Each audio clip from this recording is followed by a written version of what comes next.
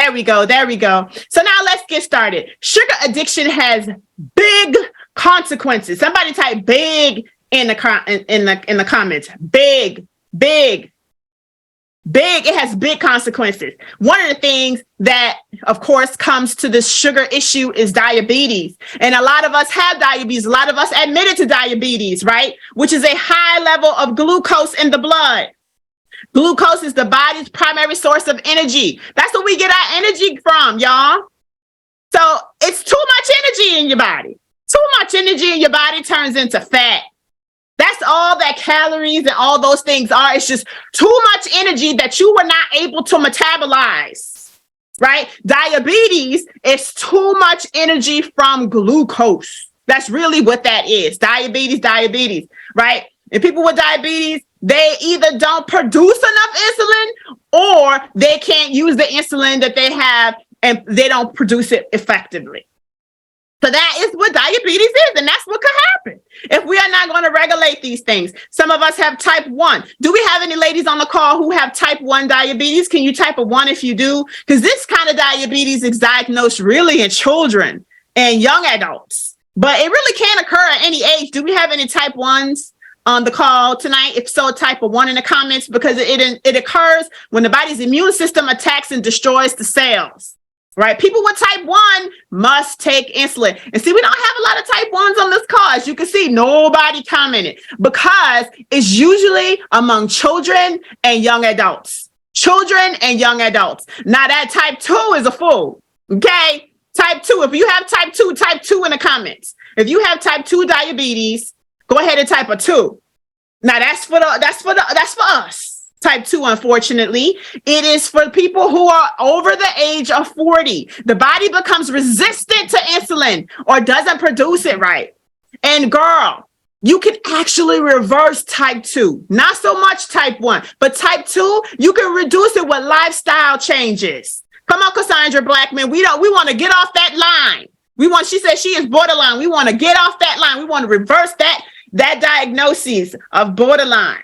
With lifestyle changes, losing weight, physical activity, eating healthy foods, getting off that sugar habit, that sugar addiction that we have.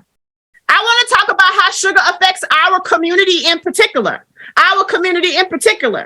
So did you know, I need y'all to type this, we interactive up here at Fit, Fine, and Fabulous, especially me, right? 2020, and CDC said in 2020 that type 12.5% Black adults in the U.S. has diabetes. Girl, more than 10% of us have diabetes.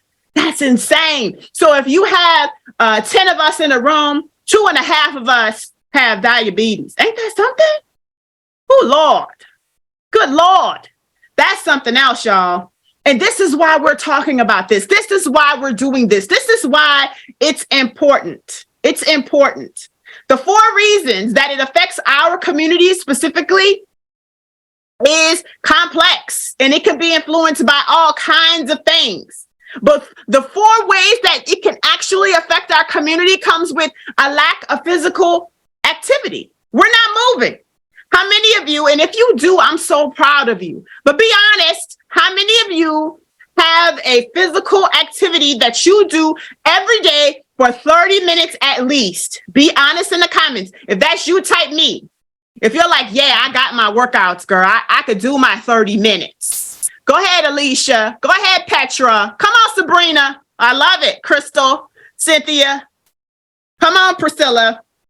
So there's some of us, Georgette, who have some physical activity going on. This is helping us. Because one of the 4 reasons that we have it is because we're not active, y'all. We're not active.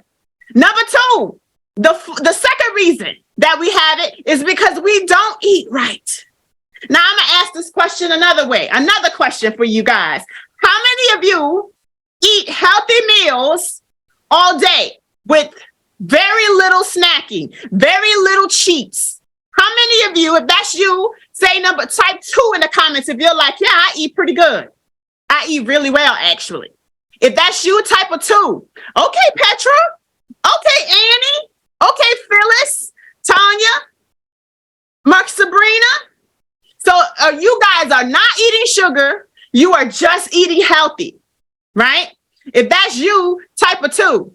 I know some of y'all lying. I know some of us are out here eating. I'm just going to be honest with you. Because I know some of y'all out here lying.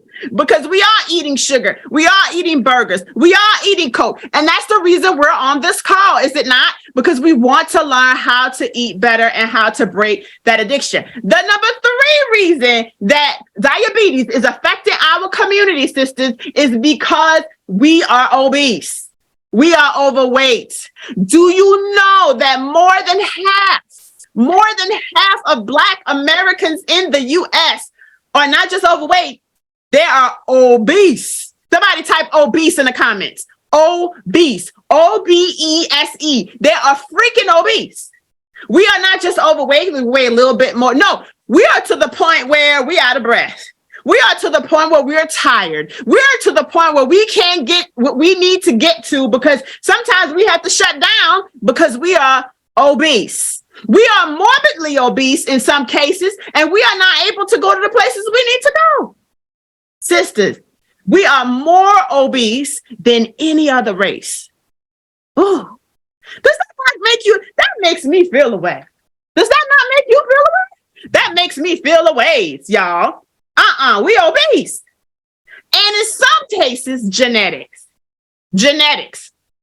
It happens, right? How many of you have a mom or a dad who has a preventable disease, whether it's diabetes, high blood pressure, or one of those things, and you believe it's genetics? It's genetics. If that's you, type of 4. If that's you, type of 4. If you was like, yeah, that's me. I think my dad has it. I think my mom had it. I think my brothers have it. My sister. That should just be all of us typing these 4s. Because if I was on the keyboard, I would type a 4 too, y'all. That's me too. That's me too. Unfortunately, my mom has diabetes to a point where it's affecting her eyes, affecting her joints and all the things. So it's very, very unfortunate. But again, that is type 2. Type 2 diabetes is definitely a genetic type thing. But let me tell y'all something. Don't get mad at me.